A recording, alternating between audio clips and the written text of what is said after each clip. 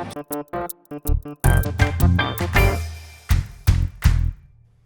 boss, welcome to a Thursday Collection Connection, where we're doing things a little differently this week, but we're still just playing that game. It's just an excuse to talk about records. So you'll see from the title of the video, I've given away the connection right off the bat, or at least the artist that I'm connecting to, and I thought I would tease just what the connection itself is. I won't lie, it is disheartening to do this week after week for a dozen viewers. And I just wanted to see if a different approach would entice more people to click on the video, because I think we're doing a fun thing here, and it's fun to share. So if you want to know how the game is played, you can read the description, and beyond that, we're just going to get into it. In Eric's last video, he showed Holst's The Planets Suite, getting into a little classical territory, which is new for us here on the Collection Connection. And that was an album that we shared when we were kids. I listened to it a lot. It made enough of an impression on me that the piece Jupiter, the Bringer of Jollity, I downloaded as a single track. I never rebought the album in any form, but I did download that single track, and for a while that was the only piece of classical music I had in my iTunes library. But that's my favorite. Couple of interesting things about Holst's Planet Suite that I discovered in looking into it a little bit is that I don't know if I ever internalized that there was no piece for Earth in the Planet Suite, but there isn't. And the pieces themselves are arranged by those planets' distance from Earth. So it doesn't go from Mercury, Venus, Earth, Mars, but starts with Mars, which is the closest planet to Earth, before hitting Venus, Mercury, and then going to the outer planets. And in 2000, so the album that Eric showed was a recording by the Bournemouth Symphony, and the version that I queued up on Apple Music was by the Berlin Philharmonic, a more recent recording, but it included a piece for Pluto, which apparently a different composer named Colin Matthews was commissioned to write a piece for Pluto in the year 1999 or 2000, I think is when he completed it. And so I didn't know that they had added that to the suite. Ironically, they named Pluto as a planet before Holst died, but he declined to write a piece for it. But at the time that he had written it, Pluto wasn't a planet. And now in modern times, Pluto is, again, not a planet. So anyway, I thought that was interesting. I also I was sure that he was a German composer with the name Gustav Holst. And while he certainly he must have German blood in his family, as his dad was named Adolf von Holst, before that name mysteriously disappeared from registries across the world. He was born in England and is therefore considered a British composer, Gustav Holst, which I thought was interesting. I tried to make a connection through Bournemouth, which I thought was interesting. It's kind of hard to collect, especially of such a focused classical piece without it just continuing on a space theme. But I couldn't find anything. Apparently Big Big Train is the only band I've even heard of that has come out of Bournemouth. So that was kind of a bust. I did think about Pugwash's Jollity album because of the oddness of the word and the fact that it is in the Jupiter piece, The Bringer of Jollity. But instead, looking up some information, I went back to Holst, the composer, and I found out that Gustav Holst is, or was, in addition to being a composer, a music teacher. There's lots of instances of teachers.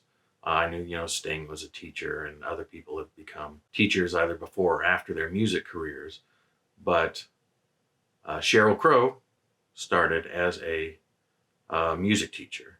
And so that is my connection, Gustav Holst to Sheryl Crow. both music teachers.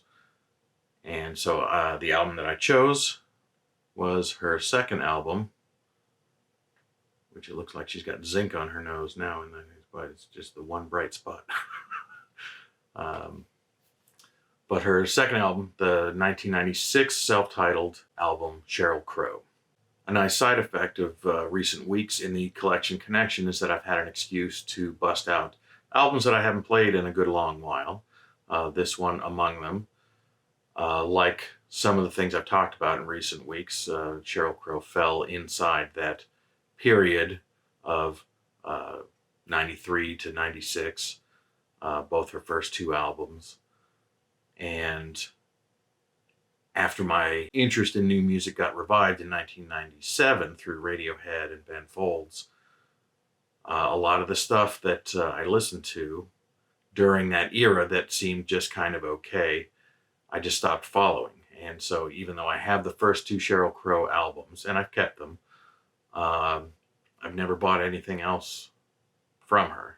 She just tainted by that period in my own music history. She was making waves on the radio kind of for the first time, even though it was the third single. All I Want to Do is the one that really caught on from 1993, her debut album, Tuesday Night Music Club. And I liked Leaving Las Vegas, which was the second single, but All I Want to Do is really picking up in the charts. And she opened actually for Crowded House the second time I saw them. So I bought that album, Tuesday Night Music Club, which was good enough. And I bought this album, Sheryl Crow, on the strength of that. And I think it's the superior album. That's why I chose it as opposed to that debut. I think it's a much stronger album. The story behind Tuesday Night Music Club, the titular Tuesday Night Music Club, garnered some controversy a little bit. It was especially amongst fans of Kevin Gilbert, who she was dating at the time, and who was part of the sort of collective that wrote a lot of those songs from the debut. It felt like she was kind of just shrewishly riding the coattails of better musicians like Kevin Gilbert and David Bearwald and others. But I think the production of that album is a little bit harsh, actually. Some of the percussion especially really kind of gets to me a little bit. I listened to both albums in the last couple of days, and I think her first album is not dated in the sound, but it's just harder to listen to. It just was produced worse to my ear. And so I think Sheryl Crow is actually a good album, and it was a fun listen. And I like that Every Day is a Winding Road, which is sort of the bigger hit, one of the bigger hits from the second album. A lot of people may not know that Neil Finn from Crowded House does a little bit of a backing vocal, does a backing harmony, just singing the title of the song. So when she says Every Day is a Winding Road, there's a harmony provided by Neil Finn. But this second album is all her with just one primary, I think, writing partner. And I think it's the better listen. Sheryl Crow is, in general, a little outside of my wheelhouse. It's kind of a very 70s Americana roots rock kind of sound that she's mostly mining.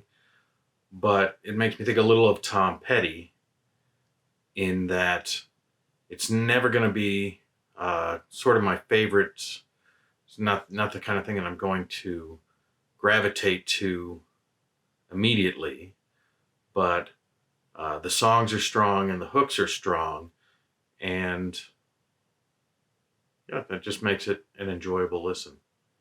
So I'll wrap it up here. You can look for my brother's response on his channel, The Plastic Soundwave Cult, and you can check out our playlist where you'll see we've made scores of these videos, and you can look for another one and see it's just talking about records for a few minutes. So thanks for watching. Bye-bye.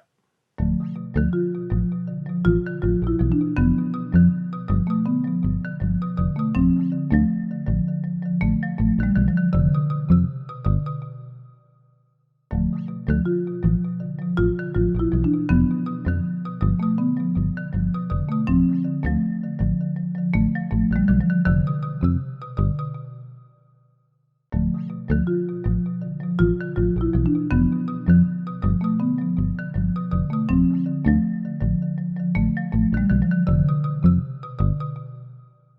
I even in focus?